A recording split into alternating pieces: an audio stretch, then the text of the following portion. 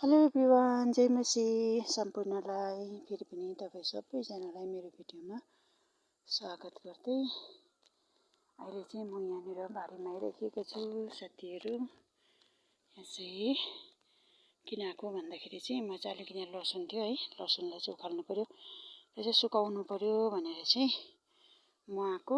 लसुन चाहिँ बिउ राख्नुको लागि है। लसुन चाहिँ यहाँ देख्न सक्नुहुन्छ है। बेला चाहिँ म सुकाउने छु।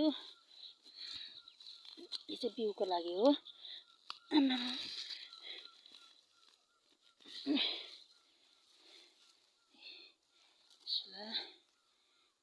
लसुन चाहिँ हेर्नुहोस् है, यो चाहिँ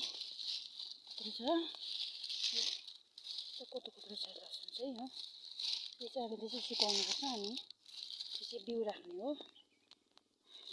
अबलाई चाहिँ त्यति काटेर चाहिँ बाँधेर झुन्डाउनुपर्छ। बेला भदौमा फेरि रोप्नुपर्छ। यसरी काटिदिएको छु हो, जत्रो बनाएर बेला बाँधेर झुन्डाउनुको लागि चाहिँ सुबिस्ता होस् भनेर। चाहिँ कुत्रो फलेको छ।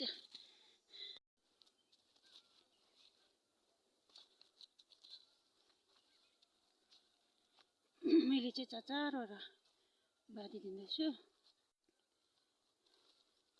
चारवटा बाँधेर चाहिँ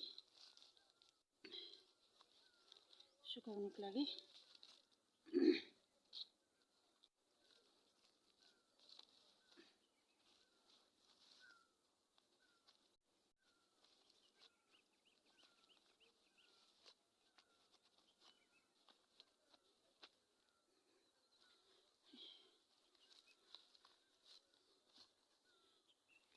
मैले चाहिँ यसरी बनाइदिएको छु साथीहरू, हेर्नुहोस् होला। अब यसलाई चाहिँ म यस्तो गरेर झुन्डाइदिने छु। अन्त यो चाहिँ सुकेपछि चाहिँ रोप्नुपर्ने हुन्छ। हेर्नुहोस् होला।